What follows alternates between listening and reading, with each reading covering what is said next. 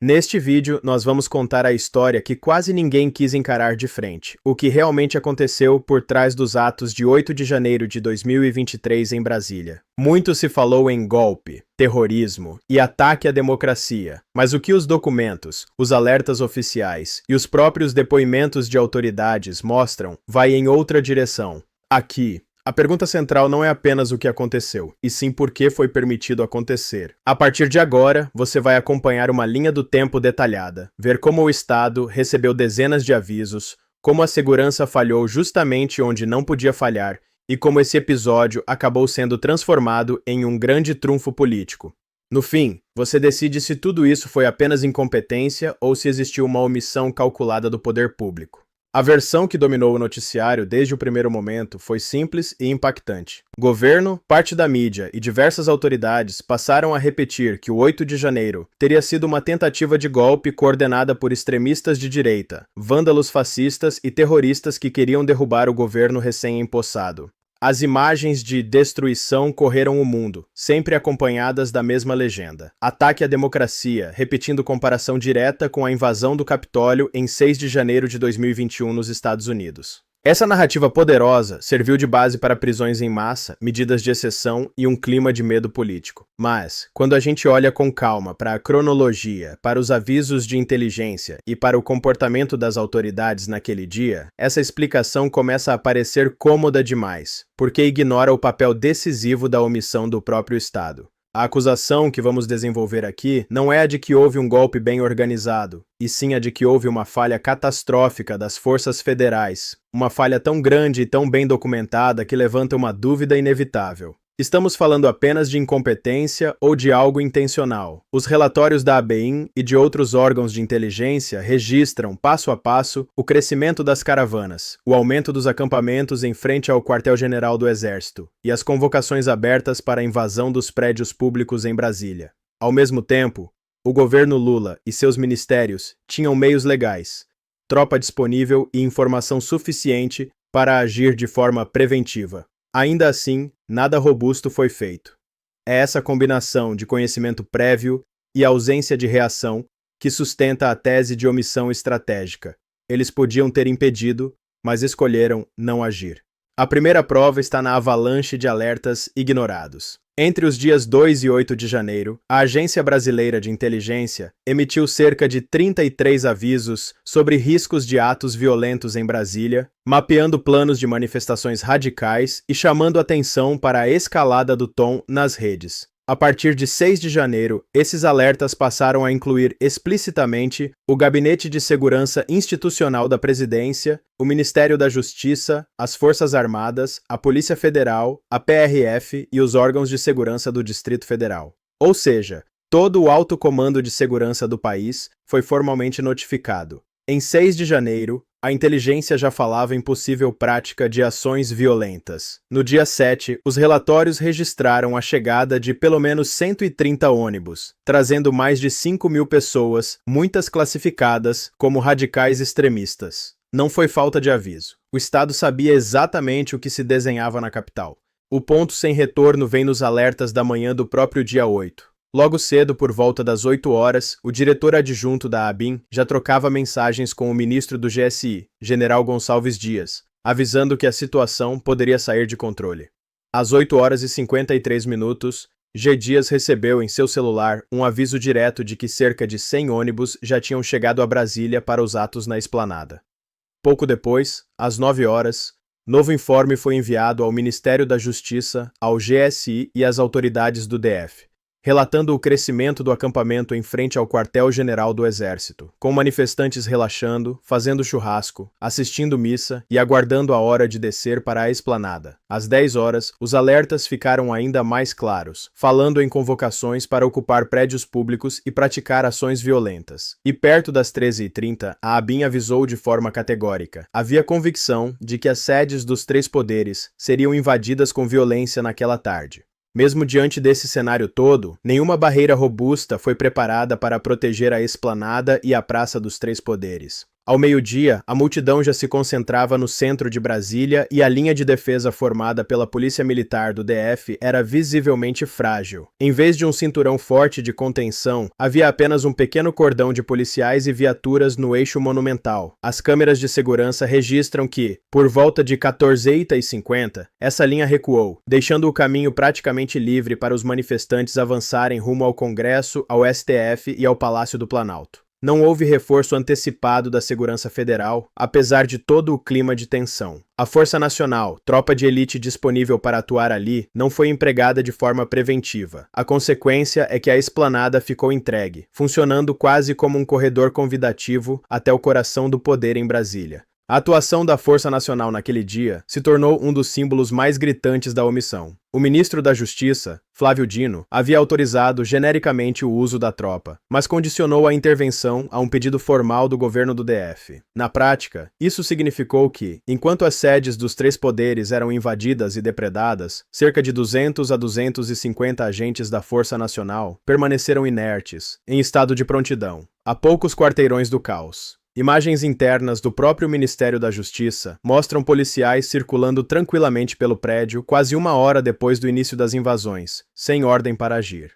Um fotógrafo da Reuters relatou à CPMI que viu aproximadamente 240 agentes posicionados atrás do ministério enquanto o quebra-quebra já corria solto. Ou seja, havia tropa, havia meios, mas faltou comando. A pergunta que fica é: por que a ordem nunca chegou? Dentro do Palácio do Planalto, o comportamento do GSI aprofundou as suspeitas.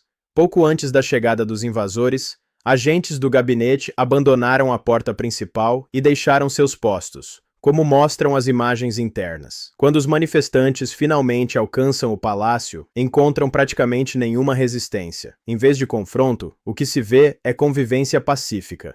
O próprio ministro Gonçalves Dias aparece nos corredores ao lado de invasores, orientando caminhos, pedindo para que alguns se retirem, mas sem prender ninguém.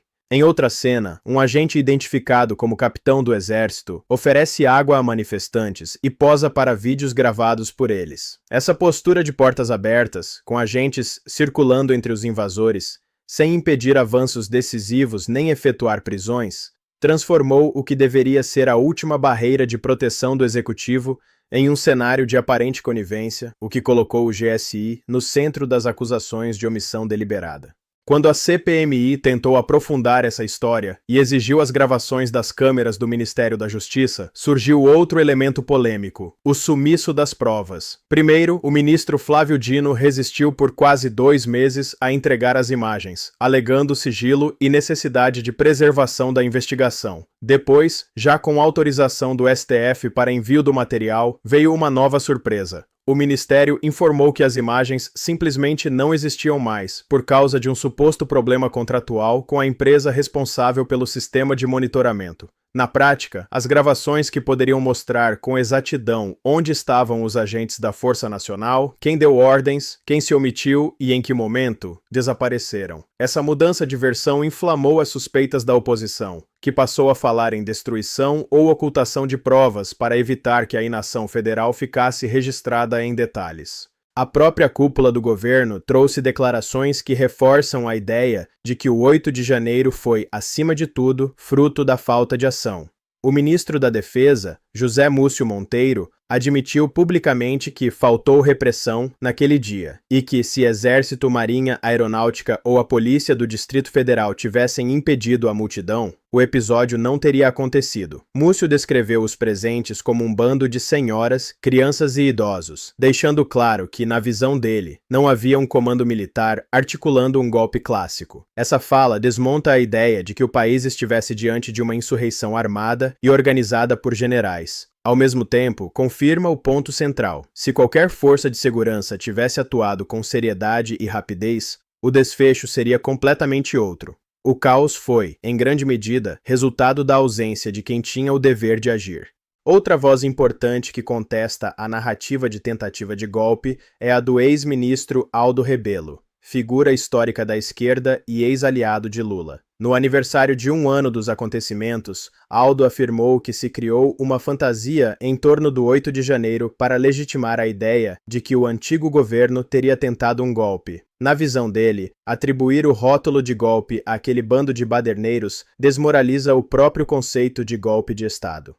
Aldo compara o episódio a protestos violentos que o Brasil já viu em outras ocasiões, como invasões de prédios públicos por movimentos sociais, e sustenta que a narrativa do golpe serve como espécie de compensação política. Ao inflar o discurso da ameaça extremista, o governo amplia o poder do STF e fortalece o próprio executivo, criando um clima de excepcionalidade permanente em que medidas duras contra opositores passam a ser vistas como necessárias. A pergunta que amarra todas essas peças é simples: quem lucra com o caos? Politicamente, o 8 de janeiro foi rapidamente transformado em um ativo pelo governo. Em poucos dias, Lula se apresentou ao mundo como o líder que enfrentou uma tentativa de repetição do Capitólio, garantindo apoio internacional e solidariedade de chefes de Estado. Internamente, a narrativa de golpe permitiu rotular a direita como golpista em bloco, enfraquecendo críticas legítimas ao governo. Serviu também para impulsionar pautas como o PL das fake news e defender mais controle estatal sobre redes sociais e manifestações de rua, sempre sob o argumento de combater o extremismo. Ao mesmo tempo, a intervenção federal na segurança do DF e o afastamento de figuras ligadas ao campo adversário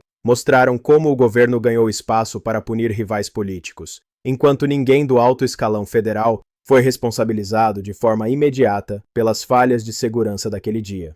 Quando a gente compara o 8 de janeiro com o que, na prática, seria necessário para um golpe real, o cenário fica ainda mais estranho. Um golpe de Estado clássico exige 3 elementos básicos: liderança clara, força armada e um alvo central no poder. No entanto, em Brasília, não surgiu nenhum comandante ou general disposto a assumir o papel de líder golpista. As Forças Armadas não se movimentaram para tomar o poder. Não havia tanques nas ruas nem planos concretos de ocupação de ministérios. Também não houve apreensão de armas de fogo entre os manifestantes, que em sua maioria eram civis desorganizados, incluindo idosos e pessoas com Bíblia na mão. Por fim, o chefe de Estado, Lula, nem sequer estava em Brasília naquele momento, e não houve qualquer tentativa de capturá-lo ou depô-lo diretamente. Falar em golpe de Estado, com esse conjunto de fatores ausentes, parece mais uma licença retórica do que uma descrição fiel dos fatos. Quando organizamos a linha do tempo e conectamos as peças, aparece uma sequência difícil de ignorar.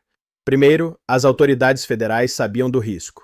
Foram 33 alertas da ABIN, além de comunicados específicos nos dias 6, 7 e na manhã do próprio dia 8, descrevendo a possibilidade de invasão violenta às sedes dos poderes. Segundo, elas permitiram que o pior cenário se materializasse.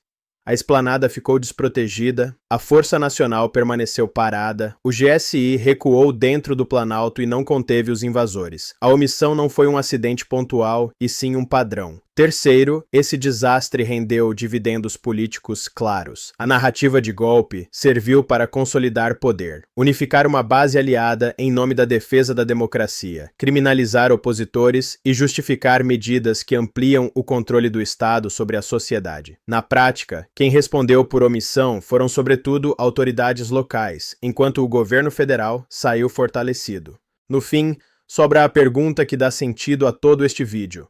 Estamos diante apenas de incompetência ou de intenção? A desordem do 8 de janeiro é um fato incontestável, assim como a depredação criminosa dos prédios públicos, que precisa ser punida com justiça. O que está em jogo aqui não é passar pano para vandalismo, e sim questionar se a versão oficial de tentativa de golpe resiste ao confronto com a cronologia real, com os alertas ignorados e com as contradições nas ações do próprio Estado. As evidências mostram que havia informação, havia meios e havia a possibilidade concreta de evitar o caos. Mesmo assim, a reação veio tarde. Cabe a cada um, a partir desses elementos, decidir se acredita na explicação de surpresa e desorganização ou se vê nesse episódio uma omissão calculada que foi depois transformada em narrativa política. A história oficial é uma versão. A verdade você escolhe ao olhar para os fatos.